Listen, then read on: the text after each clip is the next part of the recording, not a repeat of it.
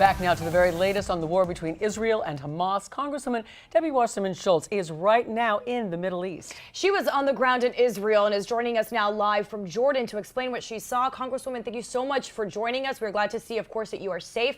So we understand you were in Saudi Arabia. You heard what happened. You went over to Israel. You got to see what's going on the ground there and speak to some Israeli leaders. So talk to us about what you saw and the conversations you were able to have there.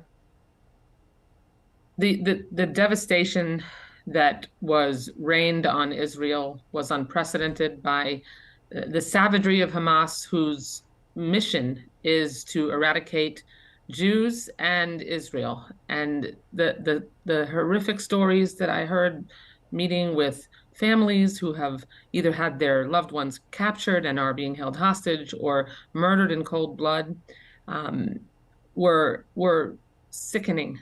Heart-sickening and gut-wrenching. But I also had a chance to talk with government leaders. We met with Prime Minister Netanyahu, with the opposition leader Yair Lapid, and families here in Israel who are residents here, and the resolve to make sure that Hamas is never able to do something like this again is strong. And our congressional delegation wanted to make sure we came to ensure that we could demonstrate the United States support for Israel rather than just talk about it.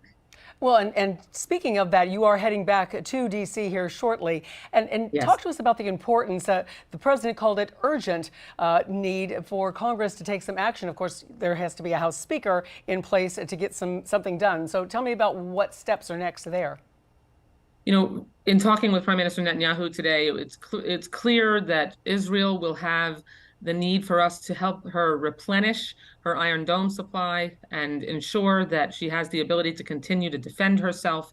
You know, any country that has had this kind of violence and savagery perpetrated against them needs to have the ability to continue to have the strength to push back and to prevent this from ever happening again. That I'm thankful to President Biden for bringing in our carriers, both right up near Israel and to the region, to ensure that this violence and terrorism doesn't spread to other parts of the region, and that no other terrorist organization gets any ideas that Israel is weakened or that the United States resolve is weakened, because neither is true.